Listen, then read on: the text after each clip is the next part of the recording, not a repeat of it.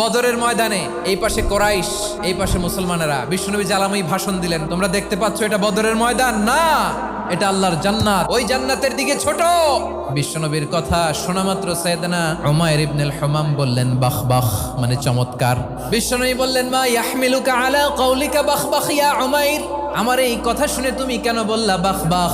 ইয়া রাসূলুল্লাহ, আপনার এই কথা শুনে আমি বড্ড খুশি হয়েছি, আর আমি প্রত্যাশা করছি আমি যদি ওই জান্নাতের মালিক হতে পারি তাহলে কতই না ভালো হতো। সুবহানাল্লাহ বলেন। বিশ্বনবী বললেন উমাইর আনতা মিন আহলিহা, তুমি ওই জান্নাতের অধিবাসী, তুমি জান্নাতি। উমাইর চিন্তা করলেন আমি জান্নাতি, নবীর মুখ দিয়ে যখন বেরোইছে ওই জান্নাতে তো আমার ঢুকতেই হবে, কিন্তু হাতে 3টা খেজুর খেয়ে যদি জেহাদের ময়দানে যাই তাহলে জান্নাতে যেতে তো দেরি হয়ে যাবে। এই চিন্তা আসা মাত্রই খেজুর 3টাকে তিনি ছুঁড়ে মারলেন, তলোয়ার বের করে আল্লাহু আকবার বলে বদরের ময়দানে ঝাঁপিয়ে পড়লেন। আল্লাহর শত্রুদেরকে কচুকাটা করে এক পর্যায়ে শাহাদাতের সুধা পেয়ে নিজেও জান্নাতি হয়ে গেলেন। পড়েন সুবহানাল্লাহ।